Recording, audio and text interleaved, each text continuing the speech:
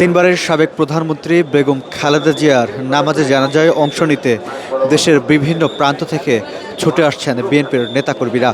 শুধু বিএনপির নেতাকর্মীরাই নয়, সাধারণ মানুষেরাও ছুটে আসছেন বেগম খালেদা জিয়ার নামাজে জানাজায় অংশ নিতে। দর্শক, এই মুহূর্তে আমরা রয়েছি জাতীয় সংসদ ভবনের মানিক মিয়া এভিনিউ এলাকার ঠিক সম্মুখভাগে, অর্থাৎ মিরপুর যে সড়ক রয়েছে সেই সড়কের বর্তমান যে দৃশ্য, সেই দৃশ্যটি আপনারা দেখতে পাচ্ছেন কালের কণ্ঠের মাধ্যমে। আমরা কিন্তু সকাল থেকে লক্ষ্য করেছি সাধারণ মানুষের যেই ভিড়, অর্থাৎ বেগম খালেদা জিয়ার নামাজে জানাজাকে কেন্দ্র করে সাধারণ মানুষের যে উপস্থিতি, সেই উপস্থিতি কিন্তু যত বেলা গড়াচ্ছে সেটি কিন্তু আরও চরম পরিমাণে বেড়ে যাচ্ছে।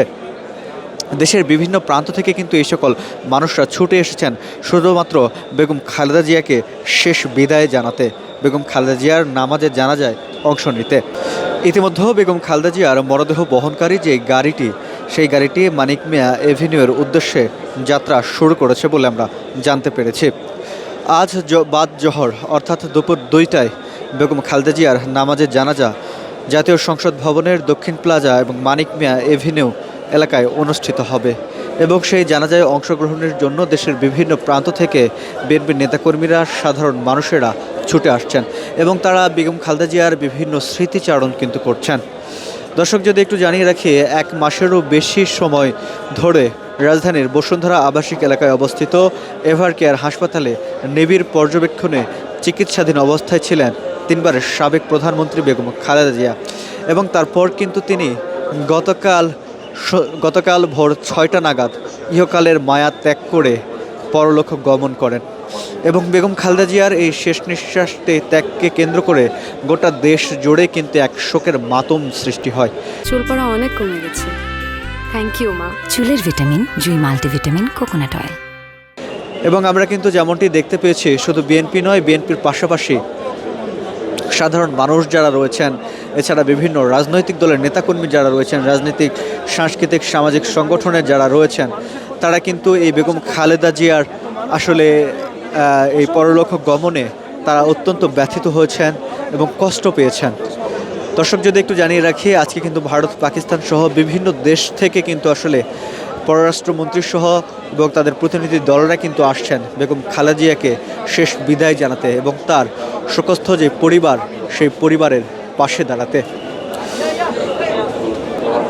দুপুর 2টায় বেগম খালেদা জিয়ার নামাজে জানাজা পর তাকে নিয়ে যাওয়া হবে জিয়া উদ্যানে, অর্থাৎ শহীদ প্রেসিডেন্ট জিয়াউর রহমানের কবর যেখানে রয়েছে তার ঠিক পাশেই, সেখানেই কিন্তু বেগম খালেদা জিয়ার কবর দেওয়া হবে এবং ইতিমধ্যে কবর দেওয়ার যে সকল আনুষঙ্গিক কাজ, সেই প্রস্তুতি সেরে নেওয়া হয়েছে।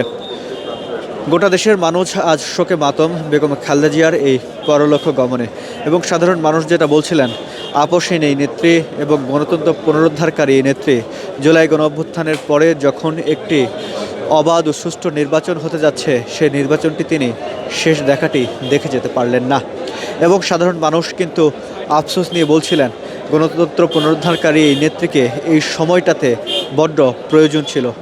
এবং আপনাদেরকে দর্শক আমরা যেমনটি দেখানোর চেষ্টা করছিলাম, রাজধানীর মানিক মিয়া এভিনিউ সংলগ্ন এলাকায় সাধারণ মানুষের উপস্থিতি কিন্তু যত সময় গড়াচ্ছে ততই কিন্তু বাড়ছে।